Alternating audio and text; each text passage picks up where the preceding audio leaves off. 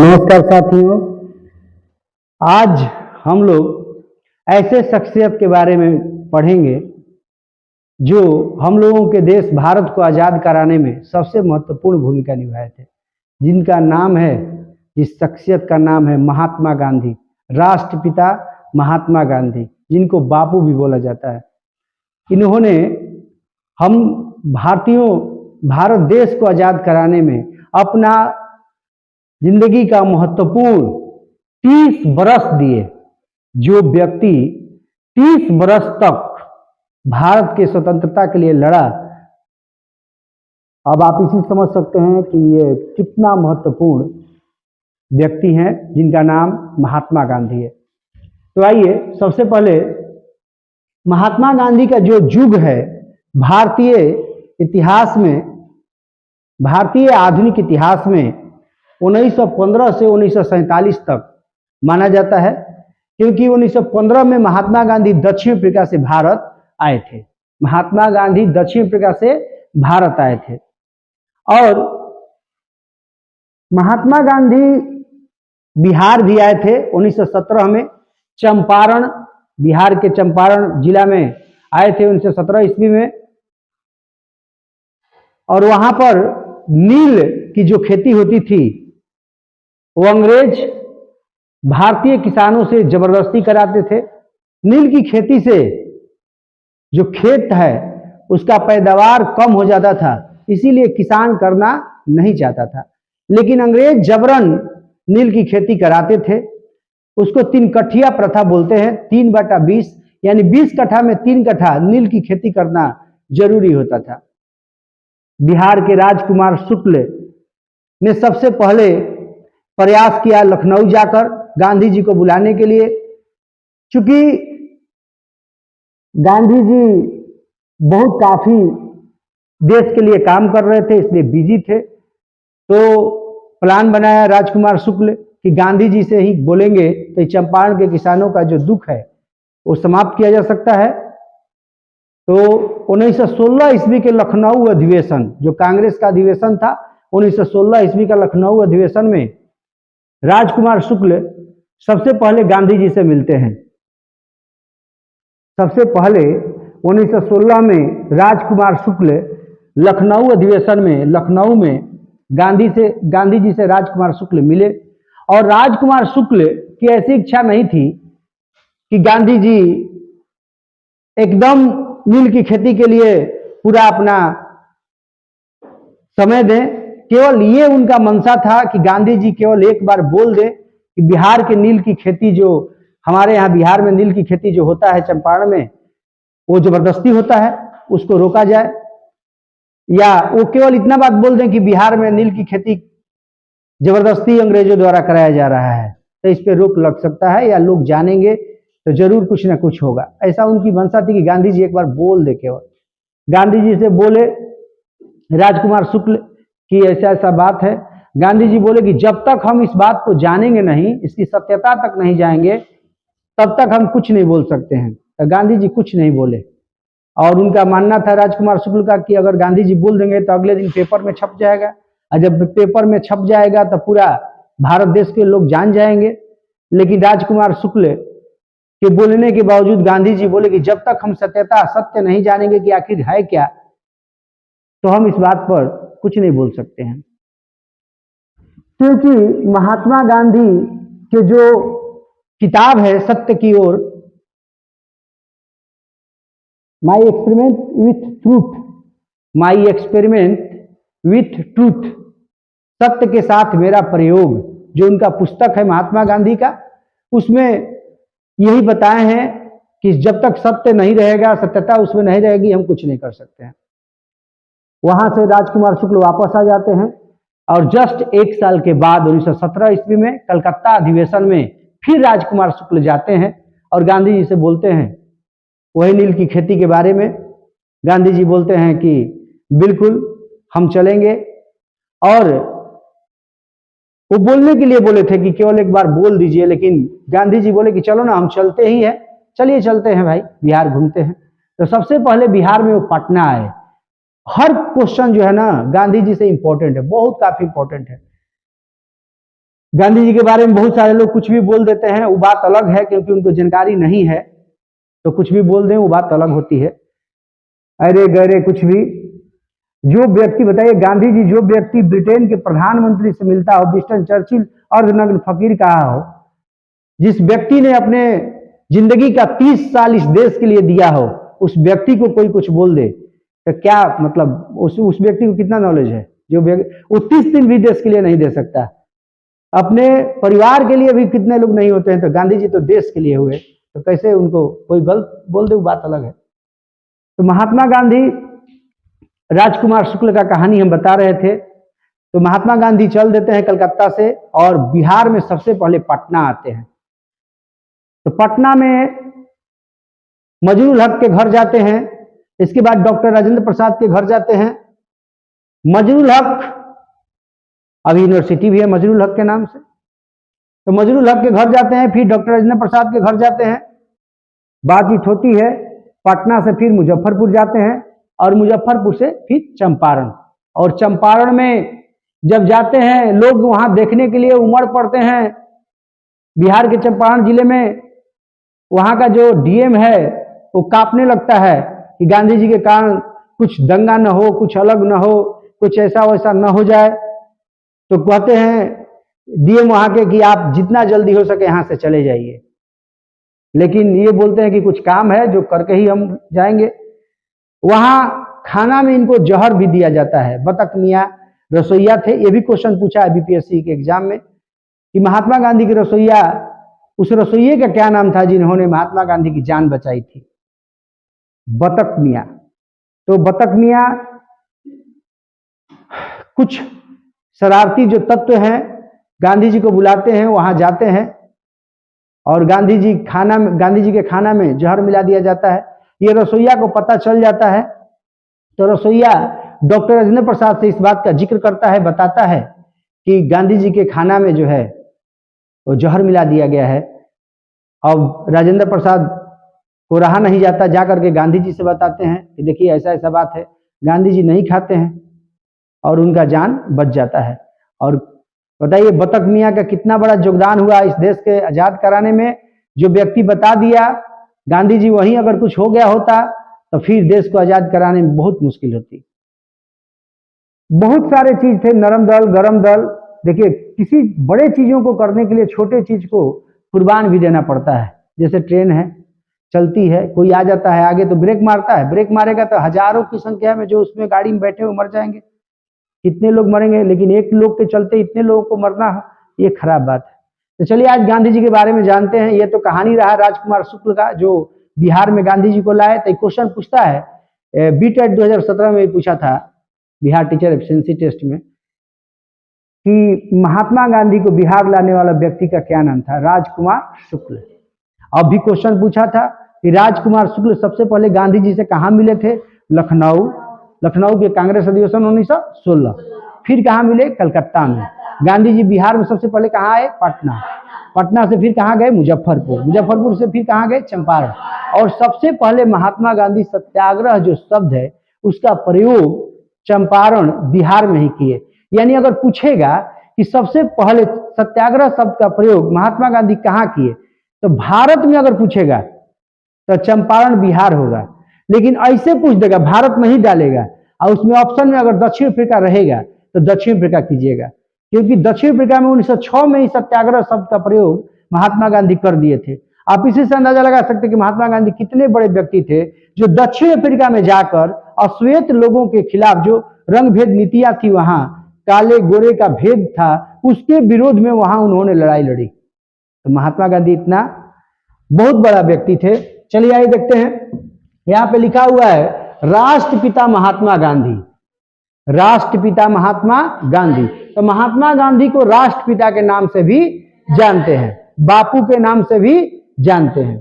तो इनका जो नाम था, महात्मा गांधी का पूरा नाम मोहनदास करमचंद गांधी। महात्मा गांधी का पिता का नाम करमचंद गांधी, माता का नाम पुतली बाई। जन्म कब हुआ था? 2 अक्टूबर 1869। मृत्यु कब हुआ था? 30 जनवरी 1948 ईस्वी। देखिए इनके मृत्यु पर शहीद दिवस मनाया जाता है। कौन दिवस मनाया जाता है? शहीद दिवस मनाया जाता है। इनके मृत्यु पर कौन दिवस मनाया जाता है? शहीद दिवस मनाया जाता है।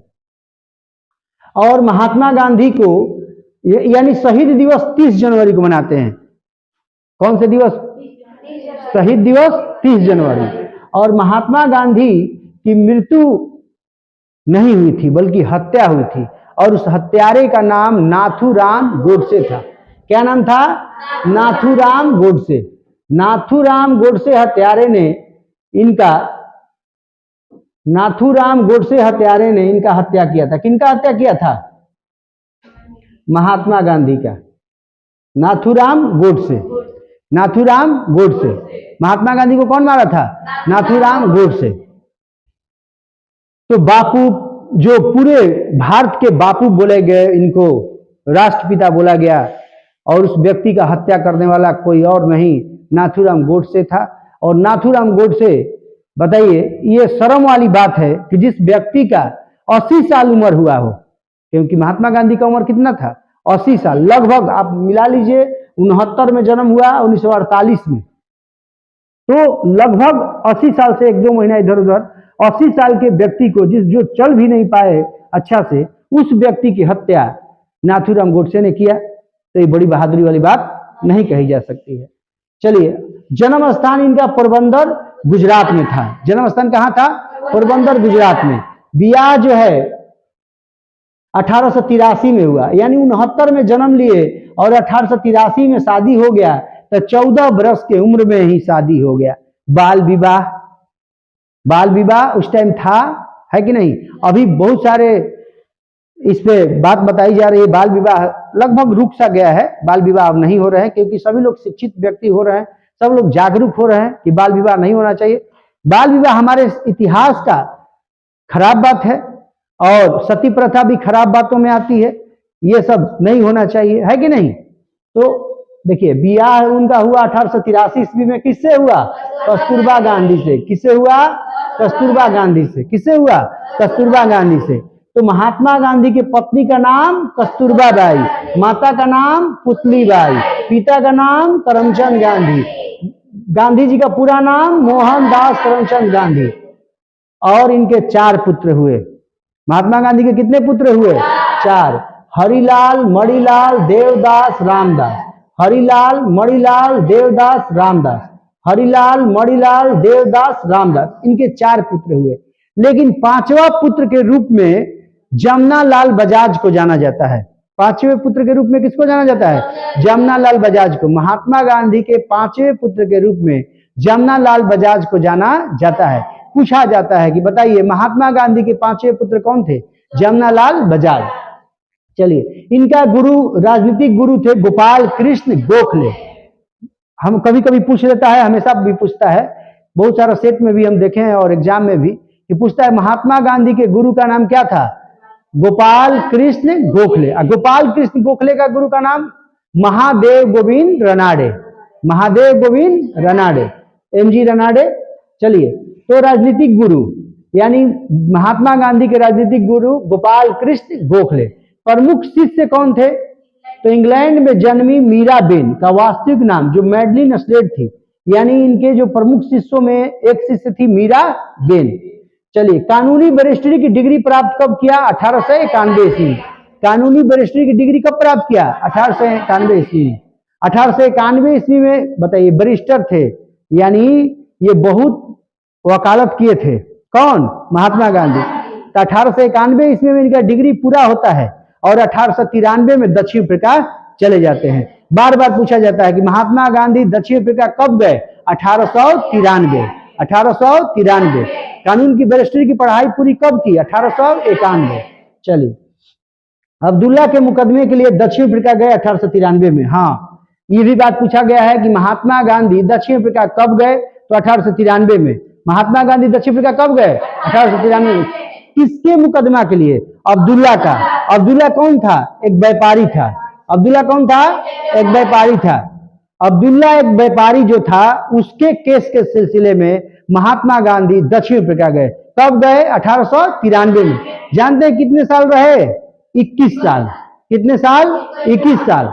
9 जनवरी 1915 को महात्मा गांधी भारत में आए। कब आए महात्मा गांधी? 9 जनवरी 1915 को। और जो 9 जनवरी 1915 को महात्मा गांधी भारत आए तो 9 जनवरी को भारतीय प्रवासी दिवस के रूप में मनाते हैं।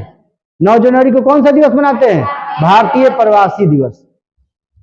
तो अब्दुल्ला के मुकदमे के लिए गए। देखिए, दक्षिण अफ्रीका में नटाल कांग्रेस की स्थापना 1894 में किया। यानी अब बताइए, महात्मा गांधी ने दक्षिण अफ्रीका में नटाल कांग्रेस की स्थापना करते हैं। कब? 1894 में। यह भी पूछा है। कैंसर ए हिंद की उपाधि 9 जनवरी 1915 ईस्वी को मिला। सुन लीजिए, कैंसर ए हिंद के बारे में थोड़ा सा सुन लिया जाए।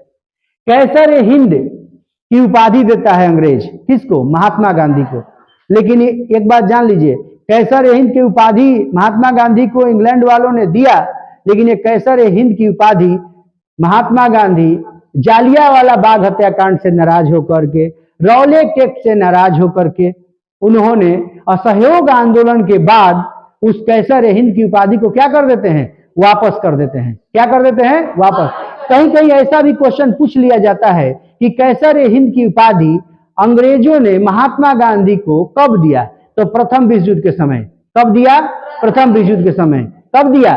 प्रथम विश्व युद्ध के समय कैंसर ए हिंद की उपाधि महात्मा गांधी को मिला। भर्ती करने वाला सार्जेंट भी इनको कहा गया।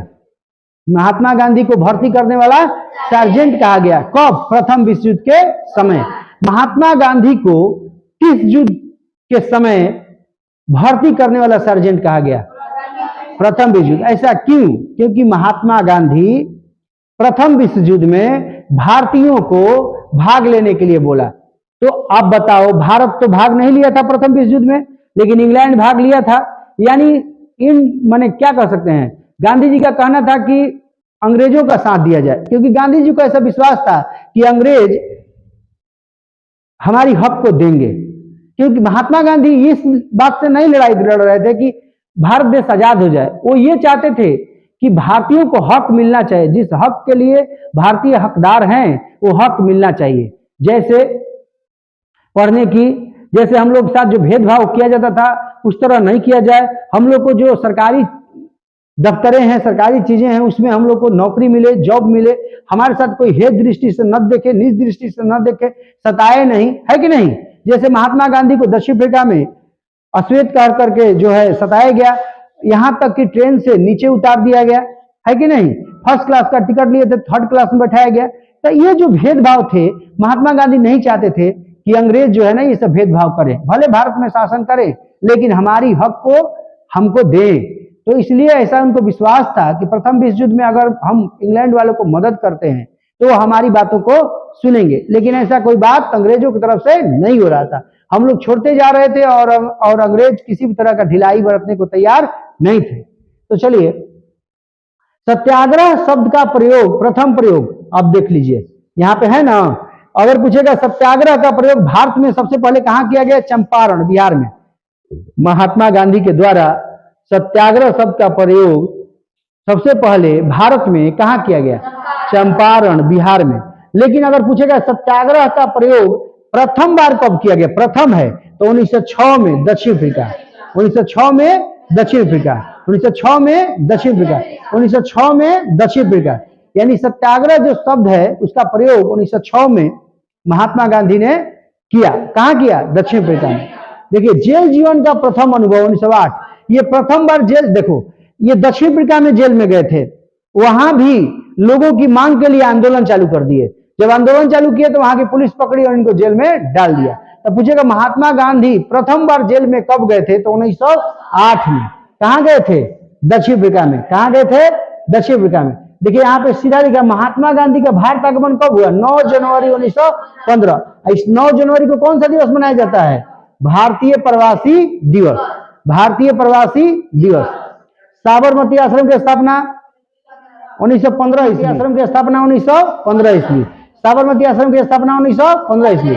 देखिए कांग्रेस अधिवेशन, अब देखिए कांग्रेस, भारतीय राष्ट्रीय कांग्रेस की जो अधिवेशन होता था तो महात्मा गांधी बहुत बार क्वेश्चन पूछा है। देखिए किसी भी एग्जाम में महात्मा गांधी से 2 या 3 या 4 5 तक क्वेश्चन होता है। गांधी, कोई ऐसा एग्जाम नहीं है जिसमें गांधी जी से नहीं पूछता है सवाल। बहुत इंपॉर्टेंट है। फिर आया है ना, हाँ हमेशा एग्जाम में आता है, गांधी जी से हमेशा आता है, इसलिए हर एक क्वेश्चन इंपॉर्टेंट है, तो थोड़ा ध्यान दीजिएगा। साबरमती आश्रम की स्थापना कब हुआ? 1915। साबरमती आश्रम की स्थापना कब हुआ? 1915। देखिए कांग्रेस अधिवेशन के अध्यक्षता महात्मा गांधी कांग्रेस अधिवेशन के अध्यक्षता मात्र एक बार किए हैं, ये ध्यान रखिएगा। पूछेगा कि महात्मा गांधी ने कांग्रेस की अध्यक्षता कितनी बार किया है? एक बार, 1924 में। बेलगांव, बेलगांव किस स्टेट में पड़ता है? कर्नाटक में।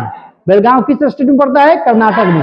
तो क्लियर रहना चाहिए कि महात्मा गांधी कांग्रेस की अध्यक्षता केवल एक बार किया है। जवाहरलाल नेहरू का भी पूछता है कि कितने बार किए हैं? 3 बार। तो जब जवाहरलाल नेहरू पढ़ेंगे तो जानेंगे उनके बारे में। जवाहरलाल नेहरू ने 3 बार कांग्रेस की अध्यक्षता किया है, 29, 36 और 37। 1929 में, 1936 में, 1937 में। 1929 में किए थे तो पूर्ण स्वराज का मांग किया था लाहौर में। ये पूछता है एग्जाम में और हमेशा पूछा है, ये बीपीएससी टीचर में भी पूछा था पूर्ण स्वराज से संबंधित। चलिए, महात्मा गांधी दक्षिण अफ्रीका में सक्रियता, यानी महात्मा गांधी दक्षिण अफ्रीका में कितने साल रहे? 21 साल। कितने साल रहे? 21 साल। आत्मकथा, महात्मा गांधी का आत्मकथा था सत्य के साथ मेरा प्रयोग, my experiment with truth, my experiment with truth. सिद्धांत सत्य एवं अहिंसा। बताइए, ये जो व्यक्ति थे अहिंसा के बल पर, केवल एक लाठी के बल पर देश को आजाद करा दिया, एक लाठी के बल पर देश को आजाद करा दिया, वो थे महात्मा गांधी। है कि नहीं? नहीं है कोई ऐसा जो थे महात्मा गांधी, जान लीजिए। बहुत ही बेहतरीन, अपने आप में एक अलग इतिहास है महात्मा गांधी, एक अलग। देखिए यहां सत्य के साथ मेरा प्रयोग, महात्मा गांधी। देखिए ये भी क्वेश्चन, अखिल भारतीय खादी बोर्ड की स्थापना 1923 में हुआ, अखिल भारतीय चरखा संघ की स्थापना 1925 में हुआ। ये दोनों क्वेश्चन पूछा हुआ क्वेश्चन है। अखिल भारतीय खादी बोर्ड की स्थापना, अखिल भारतीय चरखा संघ की स्थापना। देखिए प्रमुख पुस्तक महात्मा गांधी के द्वारा प्रमुख जो पुस्तक है देख लीजिए, बहुत अच्छा है ये, सत्य के साथ मेरा प्रयोग। किनका पुस्तक है? महात्मा गांधी। सत्य के साथ मेरा प्रयोग किनका पुस्तक है? Mahatma Gandhi. India of my dreams किनका है? महात्मा गांधी का। अनासक्त योग किनका है? महात्मा गांधी का। हिंद स्वराज महात्मा गांधी। गीता माता महात्मा गांधी। सप्त महाव्रत महात्मा गांधी। सुनो विद्यार्थियों महात्मा गांधी। देखिए ये तो किताब हो गया, प्रमुख पुस्तक हो गया। आपको याद रहना चाहिए कि सत्य के साथ मेरा प्रयोग किनका है? तो महात्मा गांधी का। इंडिया ऑफ माय ड्रीम्स किनका है? महात्मा गांधी का। अनासक्त योग किनका है? महात्मा गांधी का। हिंद स्वराज किनका है? महात्मा गांधी का। गीता माता महात्मा गांधी। सप्त महाव्रत महात्मा गांधी। सुनो विद्यार्थियों महात्मा गांधी। चलिए यहाँ पे देखिए प्रमुख समाचार पत्र, प्रमुख समाचार पत्र द ग्रीन पैम्पलेट किनका है? महात्मा गांधी। इंडियन ओपिनियन दरोगा में पूछा था, ये दरोगा में पूछा था कि इंडियन ओपिनियन महात्मा गांधी कहाँ लिखे थे? तो आप लोग खुद बताओ। 1903 में महात्मा गांधी दक्षिण अफ्रीका में थे, तो दक्षिण अफ्रीका में लिखे थे। इंडियन ओपिनियन महात्मा गांधी कहाँ लिखे थे? दक्षिण अफ्रीका में, क्योंकि महात्मा गांधी दक्षिण अफ्रीका 1893 में गए और आए कब? 1915 में, 9 जनवरी 1915। कितना बार बता रहे हैं कि 9 जनवरी को भारतीय प्रवासी दिवस के रूप में मनाते हैं। और महात्मा गांधी जिस दिन डेथ किए थे, जिस दिन मरे थे, जिस दिन नाथूराम गोडसे ने मारा था, वो 30 जनवरी, उस दिन शहीद दिवस मनाते हैं भारत में। तो young India, Harijan, Indian opinion, the green pamphlet, Mahatma Gandhi. चलिए, कैसर हिंद प्रथम विश्व युद्ध के समय, देखिए इसको पहले हम बताए हैं, इससे पहले कैसर हिंद। तो आपसे पूछेगा कि कैसर हिंद महात्मा गांधी को कब उपाधि दिया गया? तो प्रथम विश्व युद्ध के समय। भर्ती करने वाला सार्जेंट कब बोला गया? प्रथम, क्योंकि महात्मा गांधी भारतीयों को बोले कि आप लोग प्रथम विश्व युद्ध में भाग लीजिए, इसीलिए उनको सार्जेंट बोला गया। इसके बाद भंगी शिरोमणि, महात्मा गांधी को दक्षिण अफ्रीका के प्रवास के दौरान भंगी शिरोमणि बोला। दक्षिण अफ्रीका के प्रवास के दौरान भंगी शिरोमणि बोला गया। किसके द्वारा? महात्मा गांधी के द्वारा। कुली बैरिस्टर दक्षिण अफ्रीका के अंग्रेज मजिस्ट्रेट बोला था। करमवीर दक्षिण अफ्रीका के सहयोगी बोले थे। अब बताइए, तो कैसर हिंद किनका उपनाम था? महात्मा गांधी का। भर्ती करने वाला सर्जेंट किसको कहा गया? महात्मा गांधी को। भंगी शिरोमणि किसको कहा गया? महात्मा गांधी को। कुली बैरिस्टर किसको कहा गया? महात्मा गांधी को। करमवीर किसको कहा गया? महात्मा गांधी। सेवाग्राम का संत किसको बोला गया? महात्मा गांधी। सेवाग्राम का संत किसको बोला गया? आधुनिक युग के अज्ञात शत्रु डॉक्टर राजेंद्र प्रसाद ने कहा। किनको? महात्मा गांधी को। आधुनिक युग के अज्ञात शत्रु किनको कहा गया? महात्मा गांधी। करमवीर किसको कहा गया? महात्मा गांधी। सेवाग्राम का संत किसको कहा गया? महात्मा गांधी। कुली बैरिस्टर किसको कहा गया? महात्मा गांधी। मलंग बाबा किसको कहा गया? महात्मा गांधी। किसके द्वारा कहा गया? कबायलियों द्वारा। कबायलियों द्वारा। कबायलियों द्वारा। आधुनिक युग के अज्ञात शत्रु माने जिनका कोई शत्रु नहीं हो आधुनिक युग में, कौन बोले थे? डॉक्टर राजेंद्र प्रसाद। किसको बोले थे? महात्मा गांधी को। बापू किनको बोला गया? सीएफ बापू महात्मा गांधी को बोला गया। किनके द्वारा बोला गया? सीएफ एंड्रू जवाहरलाल नेहरू द्वारा। ये सीएफ एंड्रू हमेशा ऑप्शन में देता है कि महात्मा गांधी को बापू किसने कहा? CF Andrew. देशद्रोही फकीर विंस्टन चर्चिल। अर्धनग्न फकीर Winston Churchill. Winston Churchill England का प्रधानमंत्री था जिन्होंने महात्मा गांधी को अर्धनग्न फकीर बोला। देशद्रोही फकीर विंस्टन चर्चिल। बताइए, देशद्रोही बोला। भिखारियों का राजा पंडित मदन मोहन मालवीय किसको बोले थे? महात्मा गांधी को। भिखारियों का राजा। भिखारियों का राजा पंडित मदन मोहन मालवीय बोले। किसको बोले थे? महात्मा गांधी को। राष्ट्रपिता सुभाष चंद्र बोस ने बोला। किनको बोला? महात्मा गांधी को। राष्ट्रपिता किनका उपनाम है? महात्मा गांधी का। अर्धनग्न फकीर महात्मा गांधी। किसने कहा? Winston Churchill. One man boundary force Lord Mountbatten. Lord Mountbatten. One man boundary force Lord Mountbatten. Mahatma Rabindranath Tagore. किसने कहा? रविन्द्रनाथ टैगोर। रविन्द्रनाथ टैगोर ने महात्मा कहा। किसको? महात्मा गांधी को। One man boundary force Lord Mountbatten किसको कहा? महात्मा गांधी को। और फकीर विंस्टन चर्चिल किसको कहा? महात्मा गांधी को। अब बताइए, one man Lord Mountbatten जब महात्मा गांधी की डेथ हो जाती है तो उस समय लॉर्ड माउंट बेटन वहां उपस्थित रहता है, वही बोलता है वन मैन बाउंड्री फोर्स। और वहीं पर जब जवाहरलाल नेहरू आते हैं तो कहते हैं कि मेरा आंख की रोशनी चली गई, मेरे एक आंख की रोशनी चली गई। कौन बोले? पंडित जवाहरलाल नेहरू महात्मा गांधी की मृत्यु पर। चलिए, तो मलंग बाबा फिर से एक बार देख लिया जाए, एक बार और देख लिया जाए। इतने बड़े व्यक्ति। कैसर हिंद किनको बोला गया? महात्मा गांधी। भर्ती करने वाला सर्जेंट महात्मा गांधी। भंगी शिरोमणि महात्मा गांधी। कुली बैरिस्टर महात्मा गांधी। करमवीर महात्मा गांधी। सेवाग्राम का संत महात्मा गांधी। आधुनिक युग के अज्ञात शत्रु महात्मा गांधी। मलंग बाबा महात्मा गांधी। बापू महात्मा गांधी। देशद्रोही फकीर महात्मा गांधी। भिखारियों का राजा महात्मा गांधी। राष्ट्रपिता महात्मा गांधी। अर्धनग्न फकीर Mahatma Gandhi. One man boundary force Mahatma Gandhi. Mahatma Gandhi. अब आपसे पूछेगा कि बापू महात्मा गांधी को बोला गया, महात्मा राष्ट्रपिता जिनको महात्मा गांधी को बोला गया, तो पूछेगा कि महात्मा गांधी जी को किसने कहा था? रविन्द्रनाथ टैगोर ने। One man boundary force Gandhi ji को कौन कहा था? Lord Mountbatten. अर्धनग्न फकीर गांधी जी को कौन बोला था? विष्णु चंद्र। राष्ट्रपिता गांधी जी को कौन बोले थे? सुभाष चंद्र बोस। भिखारियों का राजा गांधी जी को कौन बोलते? पंडित मदन मोहन मालवीय। ये दिमाग में रखना होगा। अब आगे देखिए, महात्मा गांधी ने भारतीय जनता के आजादी के संघर्ष का करीब 30 वर्ष तक नेतृत्व किया, यानी 30 साल तक नेतृत्व किया। आसान व्यक्ति होता है जी कि 1915 में भारत आया है कि नहीं, और 16 में साबरमती पहुंचे, 15 में स्थापना हुआ, 17 में चंपारण विद्रोह हुआ, खेड़ा में जो गुजरात के, मतलब जो चीजें किया वो सब में सफल हुआ। उस व्यक्ति का नाम है महात्मा गांधी। सब लोग डरते थे। गांधी जी 1915 ईस्वी में भारत लौटे और दमन के विरुद्ध संघर्ष करने में जुट गए। दमन मतलब प्रताड़ित करता था कौन? अंग्रेज। किसको? भारतीयों को। भारतीयों को, महात्मा गांधी को ही नहीं, भारतीयों को। तो गांधी जी 1915 ईस्वी में भारत लौटे और दमन के विरुद्ध संघर्ष करने में जुट गए। उन्होंने अपने एक आरंभिक संघर्ष की शुरुआत चंपारण बिहार में की। वे जहां गरीब किसानों को नील की खेती जमींदारों के अत्याचारों से मुक्त कराने के लिए लड़े। यानी नील की खेती जो है, यहाँ पे थोड़ा सा गलती है, नील की खेती के लिए मन जबरन जमींदार कराते थे। जो अंग्रेज थे वो जमींदार को बोल करके जबरन कराते थे, नील की खेती तुमको करना पड़ेगा। 3 कठिया प्रथा, 3/20, 3/20, 3/20, यानी 20 कट्ठा में कै कट्ठा नील होगा? 3 कट्ठा। चलिए, देखिए एक क्वेश्चन ये बहुत इंपॉर्टेंट है, फिनिक्स फर्म। महात्मा गांधी ने फिनिक्स फर्म की स्थापना कहाँ की थे? दक्षिण अफ्रीका। ये क्वेश्चन एग्जाम में पूछा हुआ है कि फिनिक्स फर्म की स्थापना महात्मा गांधी ने कहाँ किया था? दक्षिण अफ्रीका में। कब किया था? 1904 में। ये दोनों इंपॉर्टेंट है, फिनिक्स फर्म डरबन दक्षिण अफ्रीका 1904 ईस्वी। साबरमती आश्रम, साबरमती नदी अहमदाबाद 1915 ईस्वी। कई बार हो गया। सत्याग्रह आश्रम कोचरब अहमदाबाद 1915। ये एग्जाम बहुत इंपॉर्टेंट है। सत्याग्रह आश्रम कहाँ है? अहमदाबाद में।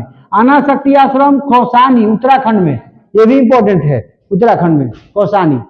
सेवाग्राम आश्रम वर्धा महाराष्ट्र में, ये भी इंपॉर्टेंट है। बिहार, देखिए जो चीज हम पहले बताए हैं वही चीज सामने है। बिहार के किसान नेता राजकुमार शुक्ल के आग्रह पर गांधी जी चंपारण पहुंचे। वहां के किसानों अंग्रेजों द्वारा जबरन नील उत्पादन कराने हेतु शुरू किए गए 3 कटिया प्रथा को समाप्त किया। अहमदाबाद के कपड़ा मिल मजदूरों और गुजरात के खेड़ा के किसानों का नेतृत्व 1918 ईस्वी में महात्मा गांधी ने किया। देखिए इसमें भी कहानी है कि जो मिल मजदूर है वहां पे रोग फैलता है जिससे मजदूर अपने गांव आ जाते हैं। जैसे कैसे कोरोना हुआ था उसी टाइप से वहां रोग फैला तो सब किसान गांव आ गया। जब किसान वहां से लौट कर जब गया, कहां गया? काम पे फिर दोबारा, तो वो हटा दिया।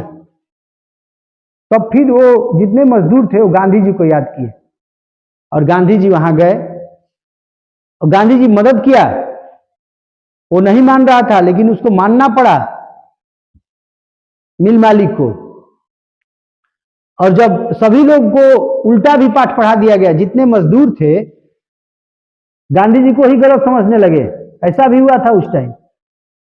लेकिन गांधी जी तब पर भी हिले डुले नहीं, वो अपना काम करते रहे। तो खेड़ा आंदोलन, खेड़ा गुजरात में है, 1918 ईस्वी हमेशा पूछते रहता है। खेड़ा के किसानों का नेतृत्व 1918 ईस्वी में महात्मा गांधी ने किया। गांधी जी ने गांवों के लोगों की हालत सुधारने के भी, देखिए जब टाइम खाली बच गया गांधी जी के लिए कि जब कोई आंदोलन नहीं करते थे तो गांधी जी जब खाली बैठ जाते थे तो उस समय गांव के लोगों के लिए काम, ये भी पूछता है कि गांधी जी और इसमें से कौन काम किए। गांधी जी ने गांव के लोगों की हालत सुधारने के भी प्रयत्न किए। उनका मत था कि जब तक गांव में रहने वाली करीब 80% जनता की हालत नहीं सुधरेगी तब तक भारत प्रगति नहीं कर सकता। उन्होंने विश्व बंधुत्व का प्रचार किया। वे हिंदू मुसलमान एकता के समर्थक थे। कौन? गांधी जी। गांधी 1915 में गांधी जी अफ्रीका से लौटे 21 साल के बाद, ये तो बता चुका है, वकालत करके। महात्मा गांधी को भर्ती करने वाला सर्जेंट कहा गया क्योंकि उन्होंने भारतीयों से प्रथम विश्व युद्ध में भाग लेने के लिए कहा। ये बात बता दिए हैं।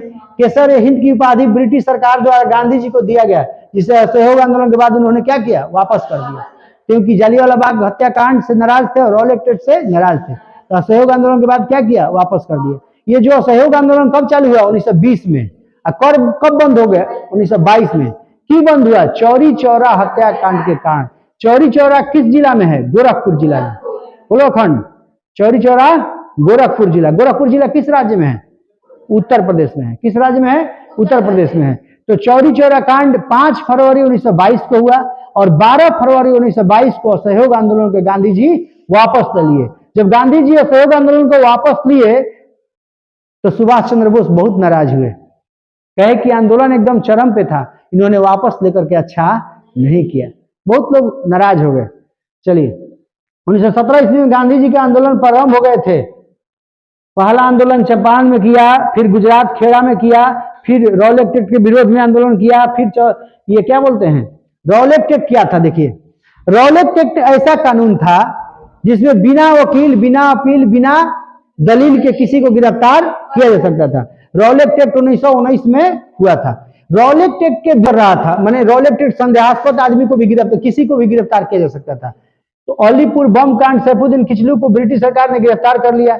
इसके माने रॉलेट एक्ट के तहत गिरफ्तार कर लिया। किसको? सैफुद्दीन किचलू को। पूरे भारत देश में विरोध किया गया। इस विरोध को जताने के लिए 13 अप्रैल 1919 को अमृतसर में जालियांवाला बाग नामक एक विशाल जनसभा का आयोजन हुआ। माने रॉलेट एक्ट का विरोध हुआ और जब किसी को बिना बताए गिरफ्तार कर लेते थे तो गिरफ्तार कर लेते थे, उसके लिए जनसभा एकत्रित किया गया। कहां किया गया? जालियांवाला बाग। जालियांवाला बाग किसके द्वारा बनाया गया था? जल्दी नामक एक व्यक्ति के द्वारा। और बैठ करके बहुत उसमें बच्चे, बूढ़े, महिलाएं थी, मासूम लोग थे और जनरल डायर ने गोलियां चलवा दी। जैसे बहुत सारे लोग मारे गए, बहुत अत करता था लोग। इस सभा में जनरल डायर ने गोलियां चलाई जिसमें लगभग 400 भारतीय मारे गए। बताइए, सरकारी आंकड़ा 400 कहता है तो कितने लोग मरे गए होंगे, मारे गए। इस घटना को जालियांवाला बाग हत्याकांड के नाम से जाना जाता है। इस समय वायसराय लॉर्ड चेम्सफोर्ड था। वायसराय कौन था? Lord Chelmsford. 19 अक्टूबर 1919 को एक कमीशन इस घटना की जांच के लिए नियुक्त हुआ जिसे हंटर कमीशन कहा गया। बार बार क्वेश्चन पूछा है कि जालियांवाला बाग कांड के जांच के लिए किस कमीशन का बैठक हुआ? Hunter commission. किस कमीशन का बैठक हुआ? Hunter commission. अब देखिए आगे, 1920, 1 अगस्त 1920, यानी असहयोग आंदोलन कब चालू हुआ था? 1 अगस्त 1920 को। असहयोग आंदोलन कब चालू हुआ था? 1 अगस्त 1920 को। असहयोग आंदोलन कब चालू हुआ था? 1 अगस्त 1920 को। लेकिन 5 फरवरी 1922 को गोरखपुर के चौरी चौरा हत्याकांड के कारण यह आंदोलन स्थगित कर दिया गया और भारत में अंग्रेजों की नींव एक बार फिर से स्थापित हो गई।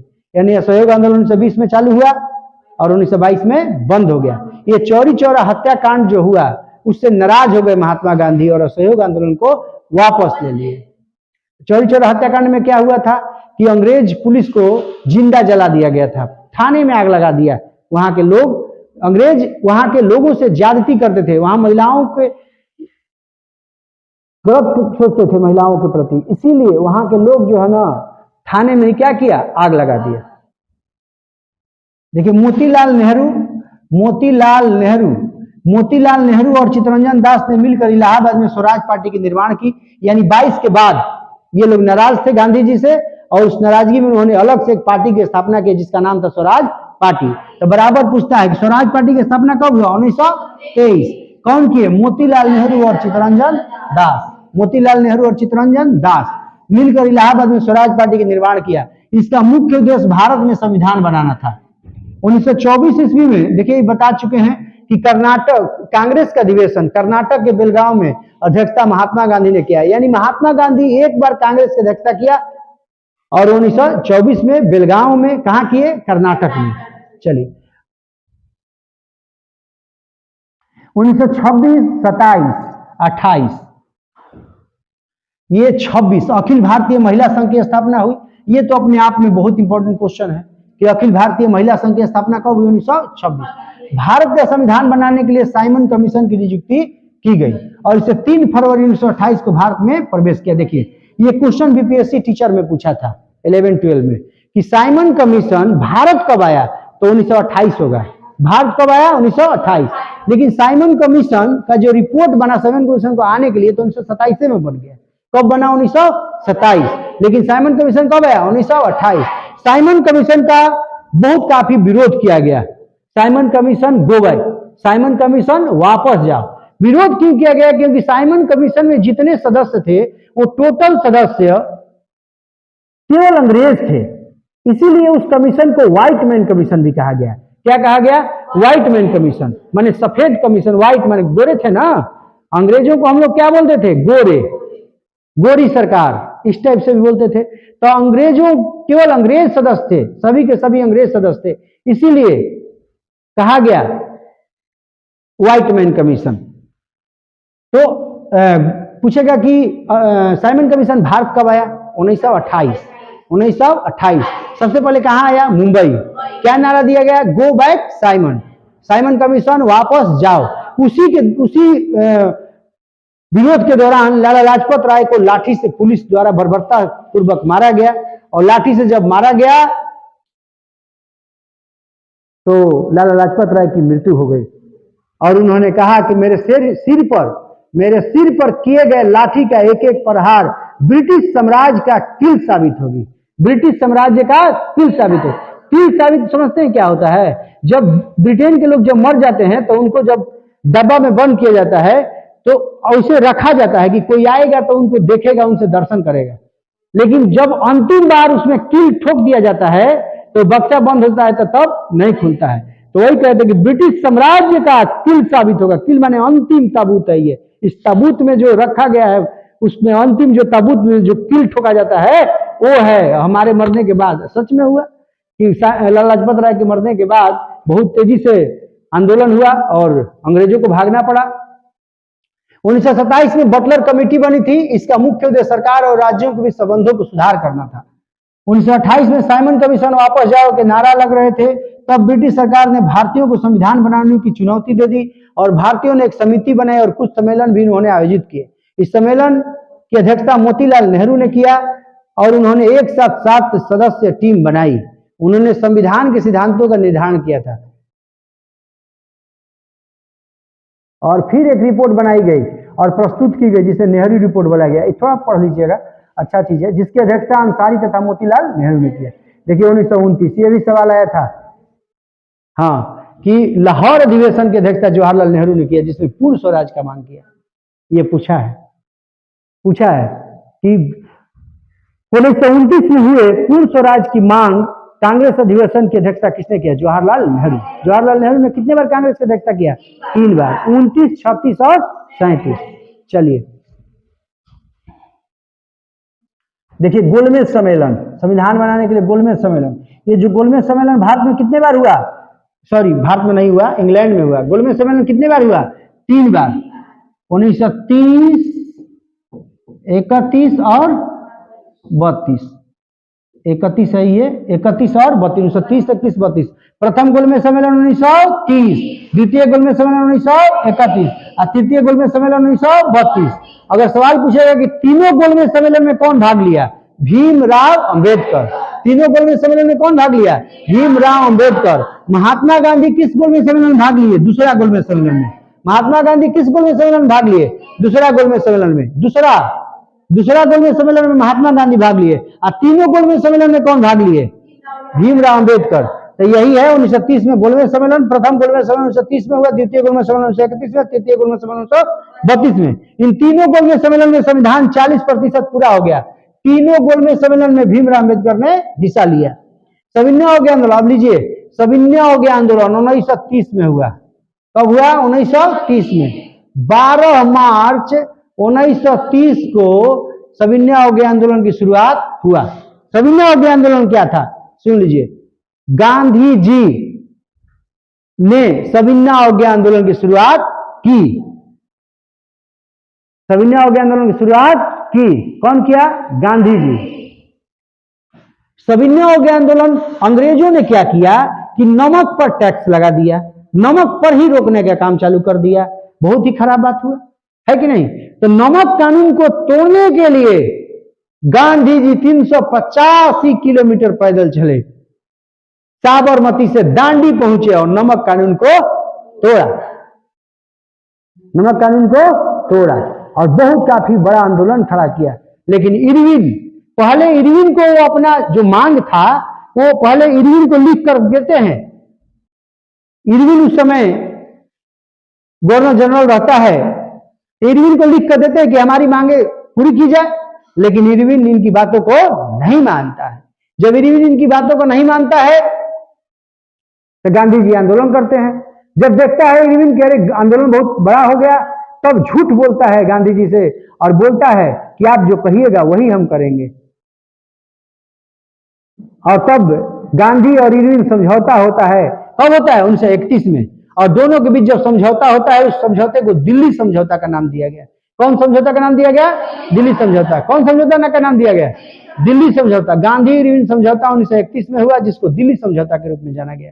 और गांधी जी ने आंदोलन को वापस लिया, जिससे भारतीय नाराज हो गए। फिर दोबारा गांधी जी 1934 ईस्वी में सविनय अवज्ञा आंदोलन चालू किए, जो सफल नहीं हुआ और गांधी जी फिर जेल चले गए। फिर 42 में आए तो भारत छोड़ो आंदोलन हुआ। करो या मरो का नारा दिया, डू और डाई का नारा दिया। गांधी जी और पूरे देश एक साथ खड़ा हुआ और देश को आजादी 1947 ईस्वी 15 अगस्त 1947 को मिल गया। आइए, सविनय अवज्ञा आंदोलन प्रारंभ। महात्मा गांधी ने सविनय अवज्ञा आंदोलन प्रारंभ करने से पहले वायसराय इरविन को एक मांग पत्र भेजा, जो कि वायसराय इरविन ने उस मांग पत्र को खारिज कर दिया था। खारिज मतलब खत्म कर दिया था कि नहीं, इसको नहीं मानेंगे। इसके फलस्वरूप महात्मा गांधी ने साबरमती से 78 अनुयायियों के साथ दांडी मार्च किया। 78 अनुयायी। अगर पूछेगा गांधी जी के साथ कितने लोग गए, 79 हो जाए। गांधी जी के साथ, तो गांधी जी साथ हो गए ना, तो गांधी जी को लेकर 79। लेकिन गांधी जी के अनुयायी कितने थे जो साथ में गए? 78। 1931 ईस्वी में गांधी न्यूज समझौते के साथ ये आंदोलन बंद हो गया। क्या हो गया? बंद हो गया। इसके बाद ही गांधी जी ने द्वितीय गोलमेज सम्मेलन में भाग लिया। द्वितीय गोलमेज सम्मेलन कब हुआ? 31, 30 में प्रथम, 31 में दूसरा और 32 में तीसरा। 1935 में भारत सरकार सुधार अधिनियम पारित किया गया, जिसके फलस्वरूप सांसदों की सीटें निर्धारित कर गई। निर्धारित सीटों से मुस्लिम वर्ग सहमत नहीं था। ये मुस्लिम लीग भारतीय संविधान से भी नाराज थे, क्योंकि मुस्लिम लीग का कहना था कि मुसलमानों के लिए अलग से संविधान हो, जो संभव भारत में नहीं था। 1940 ईस्वी में, देखिए ये इंपॉर्टेंट है कि पाकिस्तान का पहला मांग कब किया गया? 1940 ईस्वी में। पाकिस्तान का पहला मांग कब किया गया? 1940 में। तो ये 1940 से मोहम्मद अली जिन्ना ने अलग पाकिस्तान बनाने की मांग की। तो पूछेगा कि सबसे पहले पाकिस्तान की मांग किसने किया? मोहम्मद अली जिन्ना। कब? 1940 में। और पाकिस्तान शब्द का जन्मदाता कौन था? चौधरी रहमत अली। पाकिस्तान शब्द का जन्मदाता कौन था? चौधरी रहमत अली।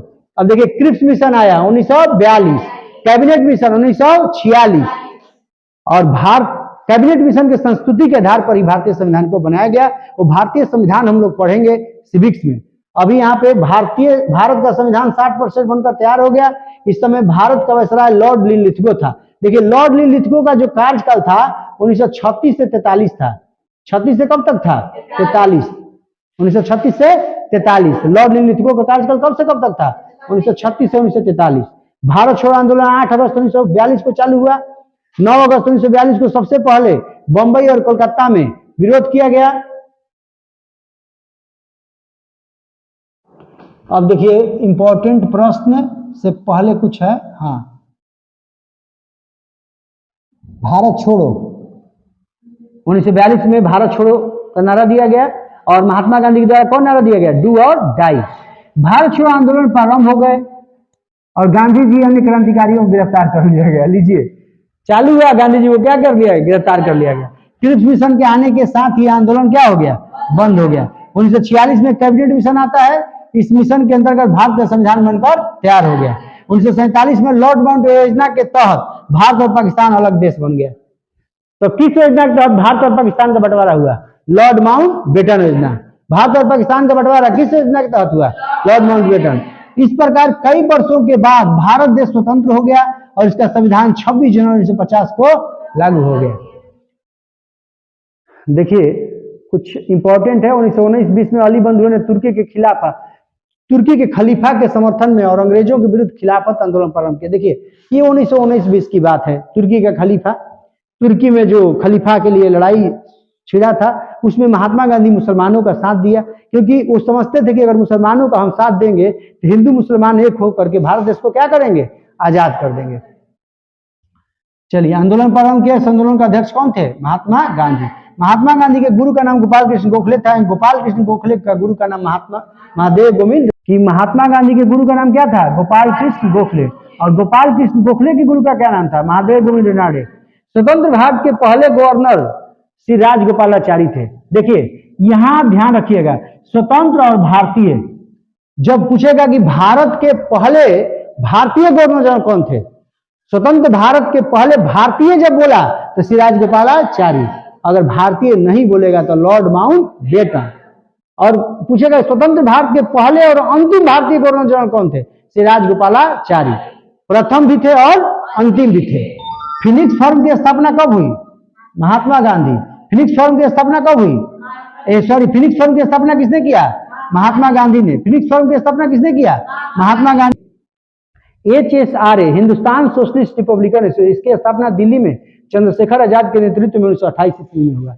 ये भी इंपॉर्टेंट है।